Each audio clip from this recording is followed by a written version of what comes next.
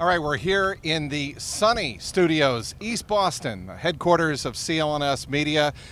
And you know what, guys? This feels like Hollywood. Why do I bring that up?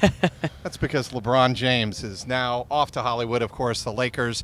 And LeBron James reaching an agreement Sunday night, 4 years, $154 million. What does this mean for the Celtics? I think, guys, it's clear that the Celtics are now the #1 favorite in the Eastern Conference by far. Jimmy? Yeah, I would agree. I mean, if LeBron came this way, he wouldn't have felt the need to go to L.A., but he is there. He's out of the East for the first time in his career. The Celtics, seemingly, you would say now, if LeBron is your arch nemesis and you're, the guy that's always getting in the way, well, now you kind of feel like you've got a pretty clear path to the NBA Finals. Now, obviously, people are going to say, well, the goal isn't to get to the NBA Finals, it's to win it. But you want to put yourself in a position to get there, and then anything can kind of happen. So I think, in that sense, the Celtics have an easier path today than they did before free agency started. Jeff?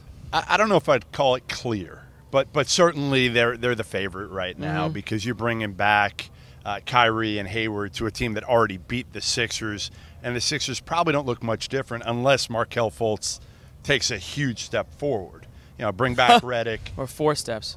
Yeah, 4 steps, or he learns how to shoot the ball again. That would be the you could first say that step. about Ben Simmons. You realize that, Jeff? Yeah, no doubt. I mean, listen, it depends how these young guys work. Like who takes the step, and is it Simmons? Is it Embiid staying healthy?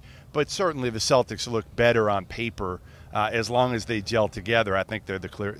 Again, they're not the clear favorite. They're the favorite. No, How's right. that? They're the favorite. Anything can happen from now until then, and we get that. But, I mean, let's be real.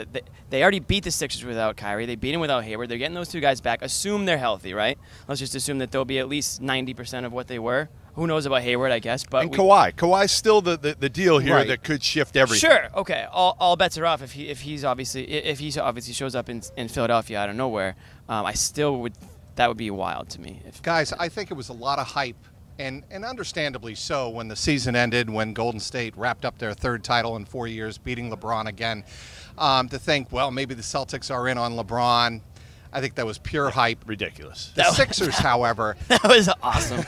The Sixers, however, Jeff, were very much in on LeBron and wanted him badly. Sure. Built a lot of their their off-season management around it, how they're going to handle the roster, and you even had people thinking, well, if they get Kawhi there, that'll bring LeBron there.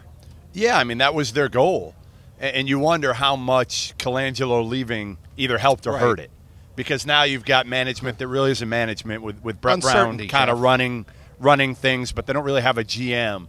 So you wonder, did that matter to LeBron? Probably not. I mean, listen, everybody kind of knew LeBron was either going to L.A. or staying in Cleveland, and I think ultimately the dysfunction with he and Dan Gilbert was huge in him deciding to go to L.A., along with a lot of other factors, one being future and what he can do down the road after he finishes playing basketball. Yeah, I think going to L.A., I mean, it's a business decision too, right? I mean, let's be real. I mean, Los Angeles is the place to be. He's going to be King LeBron out there.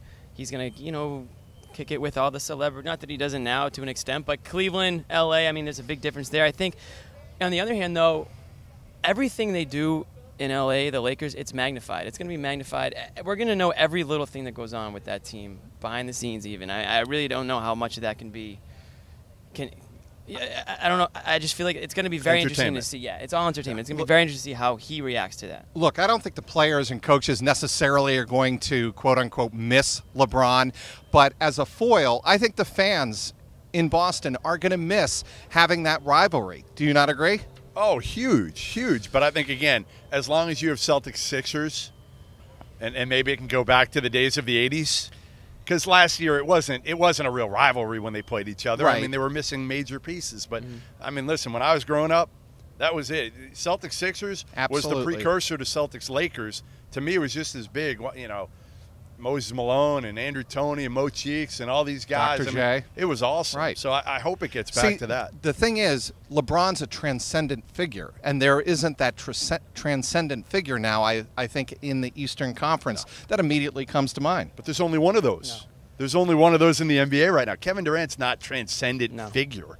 He's not. I mean, he's a great player, maybe the best scorer of our era, but he's still not at the level of LeBron in terms of the cachet that he brings in every time he steps on the court. No, there's nobody else like LeBron in terms of like a polarizing figure. In the Celtics, there's so much history there, and that's why Celtics fans didn't like the idea of him coming to Boston, because they've spent their entire lives hating him.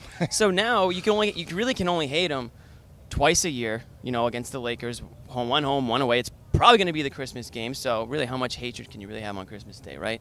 But to me, you'd be surprised. If I'm a Celtics fan, I'm definitely bummed that you're not able to be, you don't have the opportunity to hate him as much as you used to. Well, I think it's pretty unanimous here among us three that LeBron is gone. The Celtics figure to be the king of the Eastern Conference.